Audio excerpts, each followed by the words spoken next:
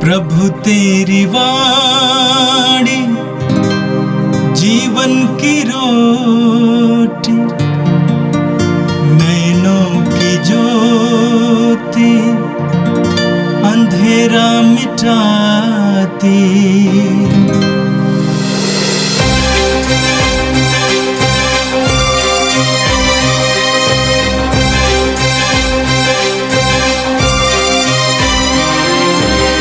प्रभु तेरी वाणी जीवन की रोटी, नैनों की ज्योति अंधेरा मिटाती। प्रभु तेरी वाणी जीवन की रोटी, नैनों की ज्योति अंधेरा मिटाती। वाणी वाणी वाणी वाणी वाणी पवित्र है, शाश्वत है, जीवन का मन्ना है। 17 मई मंगलवार। पहला पाठ प्रेरित चरित अध्याय 14 वचन संख्या 19 से 28। कलीसिया को बुलाकर वे बताने लगे कि ईश्वर ने उनके द्वारा क्या क्या किया। कुछ यहूदियों ने अंताकिया तथा इकोनिया से आकर लोगों को अपने पक्ष में मिला लिया। वे पौलुस को पत्थरों से मारकर और मरा समझकर नगर के बाहर घसीट ले गए। किंतु जब शिष्य पौलुस के चारों ओर एकत्र हो गए तो वह उठ खड़ा हुआ और नगर लौट गया।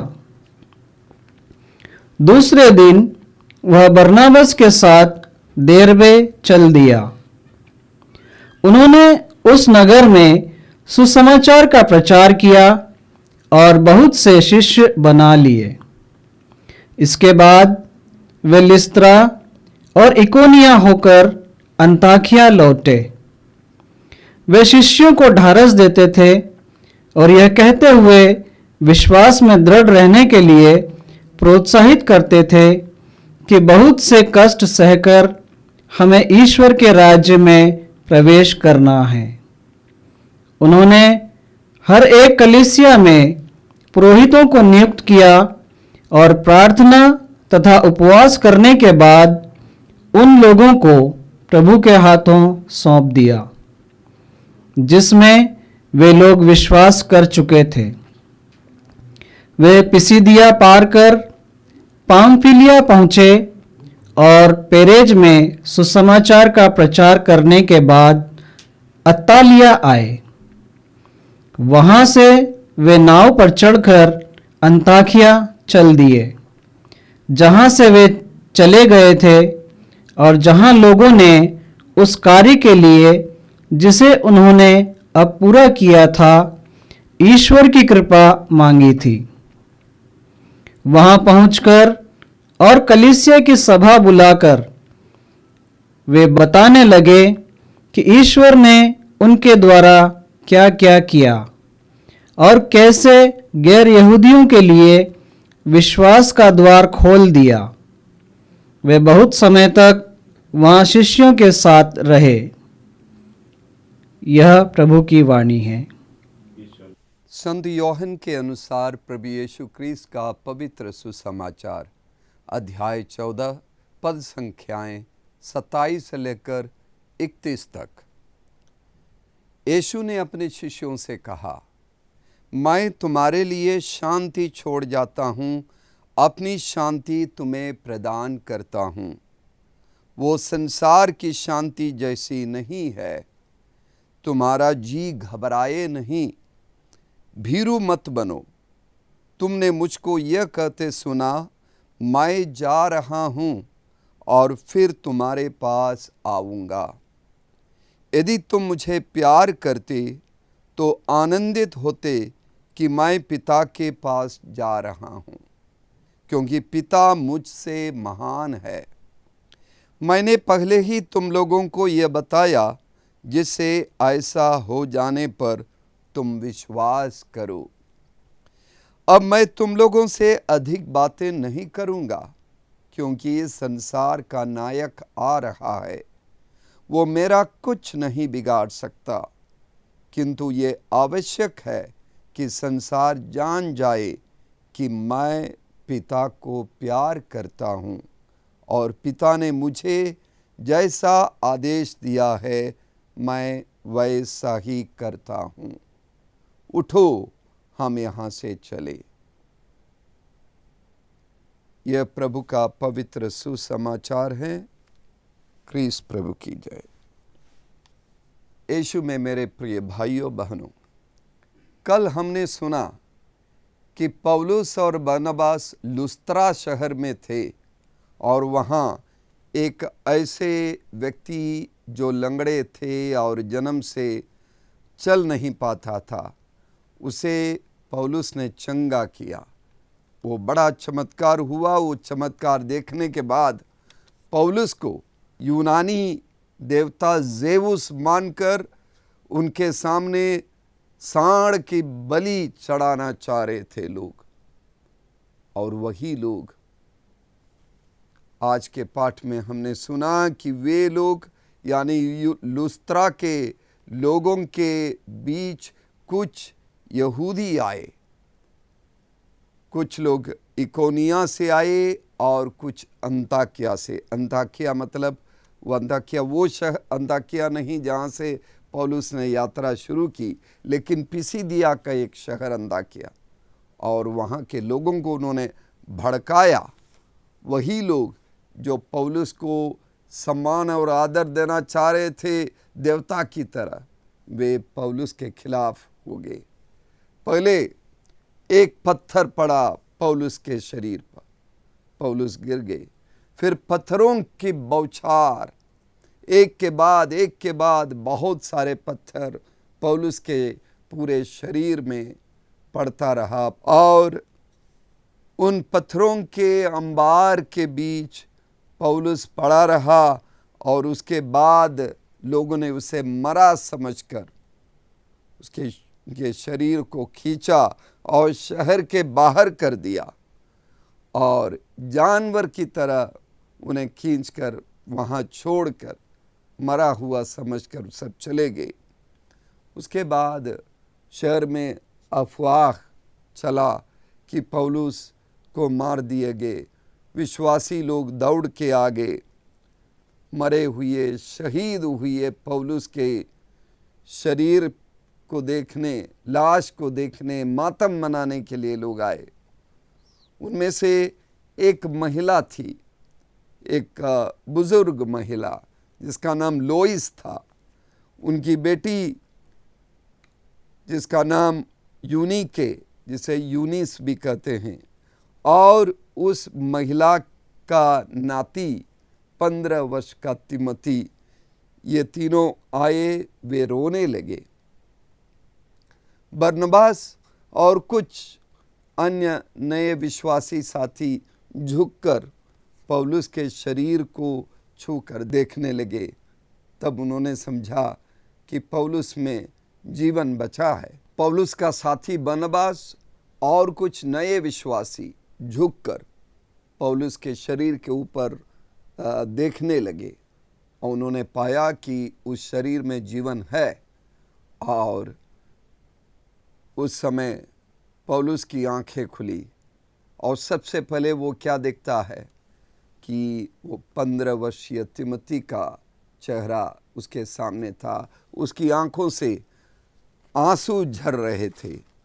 और उसके बारे में पौलुस तिमोथी के नाम अपने दूसरे पत्र के पहले अध्याय में लिखते हैं, जब मुझे तुम्हारे आंसुओं का स्मरण आता है तो तुमसे फिर मिलने की तीव्र अभिलाषा होती है, जिससे मेरा आनंद परिपूर्ण हो जाए। और उन लोगों के आंसू और आसपास खड़े लोगों की प्रार्थना और उनकी संगति और उनकी उपस्थिति से पौलुस के अंदर ताकत आ जाती है। संगति से ताकत मिलती है, चंगाई मिलती है, शक्ति मिलती है। और पौलुस इसीलिए खड़े हो गए। प्रिय भाइयों बहनों, संत याकूब अपने पत्र के 5वें अध्याय के 14वें पद पर लिखते हैं, यदि कोई अस्वस्थ हो तो कलीसिया के आचार्यों और अन्य लोगों को बुलावें और प्रार्थना करें। और वही चीज़ पौलुस के सामने हुआ। प्रार्थना हुई और पौलुस खड़े हो गए और वो उठे और लुस्त्रा लौट गए। वहाँ से हम देखते हैं कि बहुत से लोगों को उन्होंने शिष्य बनाए। उन्होंने लुस्त्रा में फिर सुसमाचार सुनाया, बहुत सारे लोग अनुयायी बने। उसके बाद उनकी यात्रा जारी रही। लुस्त्रा, इकोनियम, पिसिदिया का अंताकिया, फिर पिसिदिया, पंफूलिया, परगे, अतालिया और अंत में जहाँ से उन्होंने यात्रा शुरू की थी उसी अंताकिया शहर में वो वापस पहुँच जाते हैं। और उस सारी यात्रा के दौरान हम पढ़ते हैं कि 22वें पद पर लिखा है कि वे शिष्यों को ढारस बंधाते और ये कहते हुए विश्वास में दृढ़ रहने के लिए अनुरोध करते कि हमें बहुत से कष्ट सहकर ईश्वर के राज्य में प्रवेश करना है। तो बहुत से कष्ट सहकर ईश्वर के राज्य में प्रवेश करना है, अपने जीवन की गवाही देते हुए और यीशु मसीह का नमूना देते हुए, आदर्श देते हुए एक दूसरे को पौलुस ढारस बंधाते हैं। और उसके बाद इस पाठ में आज हमें पौलुस के उस पहली मिशनरी यात्रा के अंतिम दिनों की पूरी चर्चा मिलती है। वे सारी बातों की गवाही देते हुए इन सारे शहरों से होकर अंताकिया वापस पहुंच जाते हैं और गैर यहूदियों के बीच सुसमाचार का प्रचार लगातार वे करते हैं और वापस अंताकिया आकर अगली यात्रा की तैयारी करते हैं। मार्कुस के सुसमाचार के 16वें अध्याय के 15वें पद पर हम पढ़ते हैं, यीशु ने अपने शिष्यों को अंत में गलीलिया में एकत्रित करके उनको आदेश दिया, संसार के कोने कोने में जाकर सारी सृष्टि को मेरा सुसमाचार सुनाओ। और पौलुस ने, बरनबास ने उनकी पहली मिशनरी यात्रा में यही किया। ईसा के बाद सन 44 से लेकर सन 46 तक ये पहली यात्रा रही। प्रेरितों के कार्यकलाप 13वें 14वें अध्यायों में हम इसका वर्णन सुनते हैं। उन्होंने यात्रा की अंताकिया से, उसके बाद कुप्रस के सेलूसिया, सलामिस, पंफोस और अन्य तमाम शहरों का जिनका हमने जिक्र किया, उन सारे शहरों से होकर सुसमाचार का प्रचार करते हुए दुख, तकलीफ और संघर्ष का सामना करते हुए, उत्पीड़न का सामना करते हुए उन्होंने यात्रा की। कभी नाव से यात्रा की, कभी पैदल यात्रा की और एक दूसरे को ढारस बंधाते हुए और दुख का अर्थ समझते हुए ये पहली यात्रा रही। और हम पढ़ते हैं कि वापस अंताकिया में आकर उन्होंने विश्राम किया और सन 46 से लेकर 49 तक अंताकिया में पौलुस, बरनबास अन्य शिष्यों के साथ प्रार्थना में लगे रहे, अगली यात्रा की तैयारी करते रहे। इस तरह उनकी 3 लंबी लंबी मिशनरी यात्राएं थी। मेरे प्रिय भाइयों बहनों, हम सभी लोग जो यीशु मसीह में विश्वास करते हैं, हम लोगों के लिए ये एक बहुत बड़ी सीख है। पौलुस की इन मिशनरी यात्राओं से लगातार यीशु मसीह के सुसमाचार के प्रचार के लिए हम बुलाए गए हैं और जो भी मौका यीशु के नाम का, यीशु की महिमा का और यीशु के दुख भोग, मृत्यु और पुनरुत्थान के सुसमाचार का हम प्रचार करें। प्रिय भाइयों बहनों, आज के सुसमाचार में यीशु हमसे शांति की बात करते हैं। वे कहते हैं, मैं तुम्हारे लिए शांति छोड़ जाता हूँ, अपनी शांति तुम्हें प्रदान करता हूँ, वो संसार की शांति जैसी नहीं है। यीशु की शांति ये कैसी शांति है? इसायास नबी के ग्रंथ के 9वें अध्याय के 5वें और 6वें पद पर कहते हैं, यह इसलिए हुआ कि हमारे लिए एक बालक उत्पन्न हुआ है, हमको एक पुत्र मिला है, उसके कंधों पर राज्याधिकार रखा गया है और उसका नाम होगा अपूर्व परामर्शदाता, शक्तिशाली ईश्वर, शाश्वत पिता, शांति का राजा। नबी इसायास यीशु को शांति का राजा कहकर भविष्यवाणी देते हैं और अगले वाक्य में उस शांति के राजा की खूबी के बारे में दिया हुआ है। वो दाऊद के सिंहासन पर विराजमान होकर सदा के लिए शांति, न्याय और धार्मिकता का साम्राज्य स्थापित करेगा। विश्वमंडल के प्रभु का अनन्य प्रेम यह कार्य संपन्न करेगा। तो शांति के साथ दो और बातें जुड़ी हुई है, न्याय और धार्मिकता का साम्राज्य। तो यीशु हमें जो शांति देते हैं वो न्याय की शांति है, धार्मिकता की शांति है। और लूकस के सुसमाचार के 2 अध्याय के 14वें पद पर हम पढ़ते हैं कि जब बतलहेम के गौशाले में यीशु का जन्म हुआ, स्वर्गदूतों ने बगल में गडरियों को दर्शन देकर ये कहा, स्वर्ग में परमेश्वर की महिमा हो और पृथ्वी पर अच्छे लोगों को शांति मिले।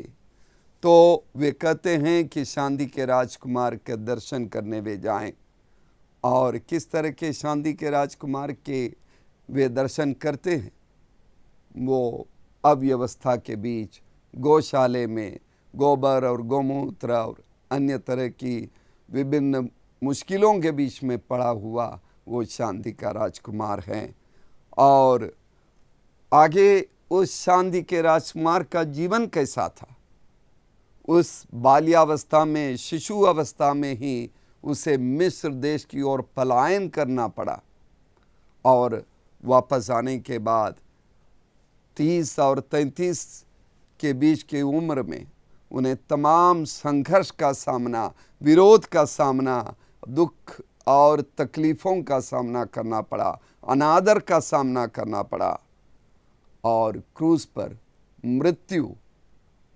क्या यही शांति का चिन्ह है? जी हाँ, यीशु मसीह हमें जो शांति देते हैं उसकी शांति मसीहियत की शांति है, मुक्ति की शांति है। वो संघर्ष विहीन शांति नहीं, बल्कि दो बातों से यीशु हमें आश्वस्त करते हैं। पहला है वो डर रहित जीवन और पाप के बिना जीवन। उसकी शांति में जीवन की पूर्णता है, उसकी शांति धार्मिकता है, उसकी शांति प्रेम है, उसकी शांति में न्याय है।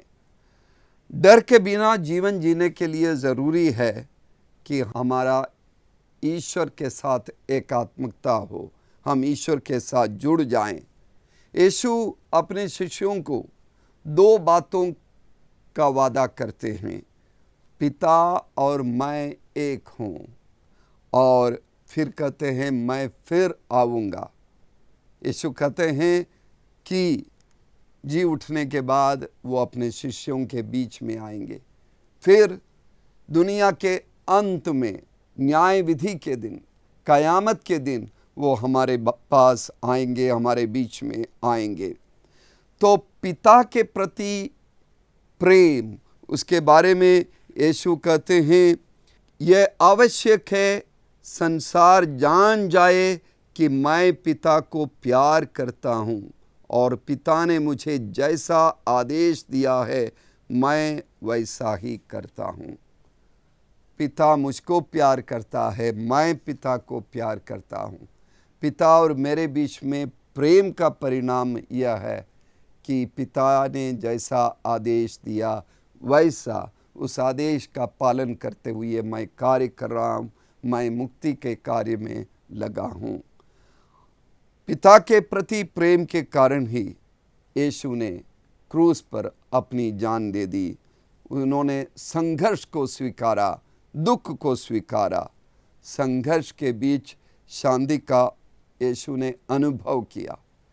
यीशु में मेरे प्रिय भाइयों बहनों, पिता के साथ हम भी एक हो जाएं, तब हमें संघर्ष का अर्थ समझ में आएगा, तब हमें जीवन में दुख तकलीफ़ों का अर्थ समझ में आएगा। यही यीशु की शांति है। आइए हम प्रार्थना करें।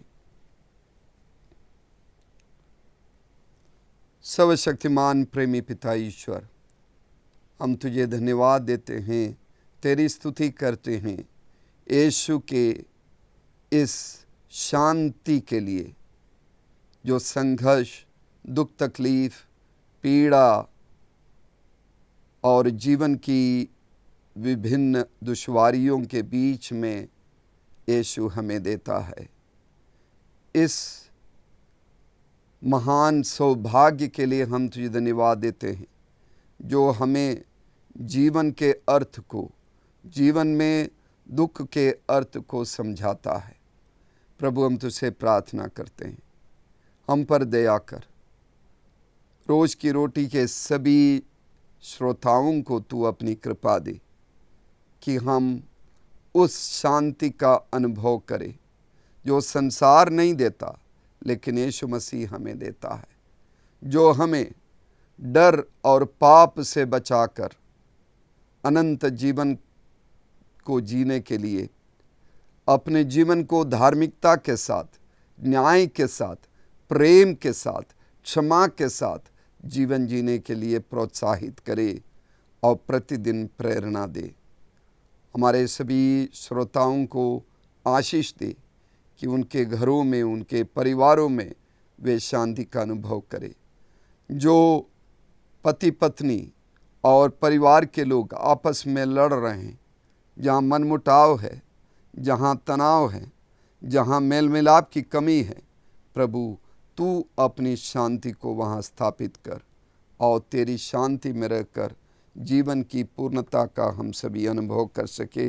ये प्रार्थना हम तुझसे करते हैं हमारे प्यारे प्रभु यीशु के द्वारा, आमीन। प्रभु तेरी वाणी जीवन की रोटी, नैनों की ज्योति अंधेरा मिटाती। वाणी वाणी वाणी वाणी वाणी पवित्र है, शाश्वत है जीवन